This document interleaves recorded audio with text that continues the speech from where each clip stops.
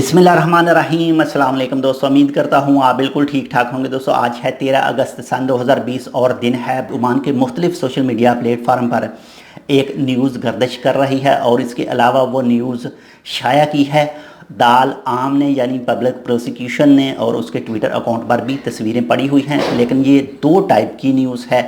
एक में सिर्फ ओमानियों को ही कहा गया है, जो पब्लिक प्रोसिक्यूशन की तरफ से पिक जारी की गई है उर्दू में, उसमें सिर्फ ओमानियों को ही जुर्माने के बारे में वाज़िया किया गया है। और इसके अलावा जो टाइम ऑफ ओमान में एक आर्टिकल आया है वो दो सेशन पर मुश्तमिल है। फ़र्स्ट वाले में तो ओमानियों को जुर्माने के बारे में बताया गया है और जो सेकंड वाला है उसमें खारजियों को जुर्माने के बारे में बताया गया है। तो अगर आपने अभी तक हमारा ये channel tech with Urdu subscribe नहीं किया तो आप इसको सब्सक्राइब कर सकते हैं मज़ीद ऐसी ही अच्छी और मालूमाती वीडियोज़ के लिए। तो सबसे पहले वाला जो है वो पब्लिक प्रोसिक्यूशन ने वार्निंग दी है ओमानियों को, क्योंकि इस वक्त ओमान में बहुत ज़्यादा लोग हैं जो बाहर काम कर रहे हैं, यानी उनके अरबाब उनके स्पॉन्सर वीज़े तो निकलवा लेते हैं लेकिन उनके पास काम नहीं होता और वो किसी दूसरी जगह पर काम करते हैं जिसको आम ज़ुबान में आज़ाद कहा जाता है, लेकिन दरअसल आज़ाद होता नहीं है। तो अगर आपके अरबाब के पास काम नहीं है, आप बाहर किसी दूसरी जगह पर काम कर रहे हैं और आप पकड़े जाते हैं तो आपके अरबाब को 1000 रियाल का फ़ाइन पे करना पड़ता था पहले। तो आज जो न्यूज़ आई है उसके हवाले से उसमें लिखा हुआ है पब्लिक प्रोसिक्यूशन की तरफ से कि अगर आप किसी भी ओमानी का आदमी किसी दूसरे आदमी के पास काम कर रहा है जिसको आज़ाद कहा जाता है, पकड़ा जाता है, तो जो ओमानी होगा उसका जो मसूल होगा उसको 1000 रियाल जुर्माना और 1 महीने की कैद होगी।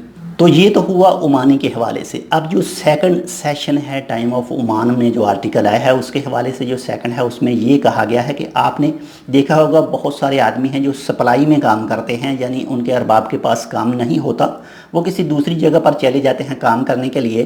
तो कुछ कंपनियां हैं वो एनओसी पेपर मांगती हैं और अगर आप किसी कंपनी में जाकर काम करना चाहते हैं तो आप जाते हैं अपने अरबाब के पास, एक पेपर टाइप करवाते हैं, वहाँ पर उसकी अपने अरबाब की स्टैंप और साइन वगैरह करवाते हैं, तो वो कंपनी को जाकर दे देते हैं जिसके पास आप काम करना चाहते थे।